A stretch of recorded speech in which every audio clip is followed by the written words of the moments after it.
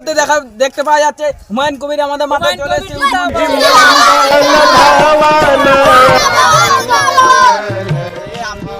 সামনে যে বক্তব্য রাখবো।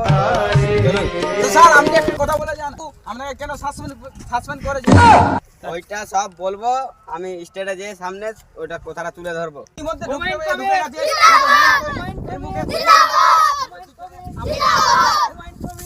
হুমায়ুন কবির তুই বাচ্চা তুই খালি মিডিয়া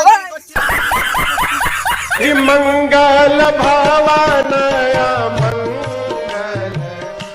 আপনারা সবাই কেমন আছেন? তো আমি এই জায়গায় একটা মসজিদ বানাতে চাই, আপনারা কি চান? স্যার আপনি একটু কিছু বলুন না। এই শালার ঘরে শালা তো স্যার আমার আপনি মামাটা করে কি যাচ্ছেন কেন? কিছু বলে যান।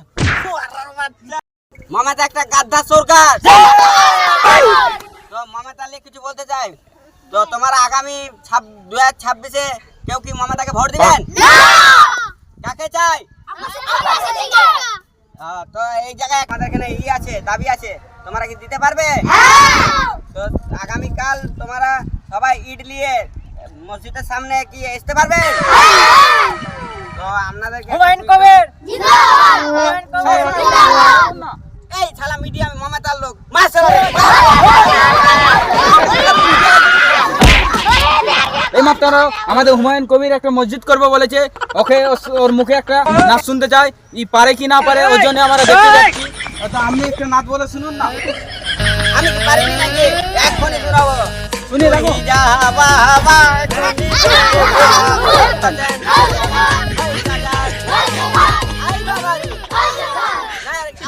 এই মাত্র হুমায়ুন কবিরের মুখে আমি শুনলু নাচটা কিছুই পারেনি। মানে টাকা লোভ দেয়, মানে আর কি বলতে চাই, মানে মিডিয়ার এখন কথা বের হচ্ছে নি, কিছু বলার না।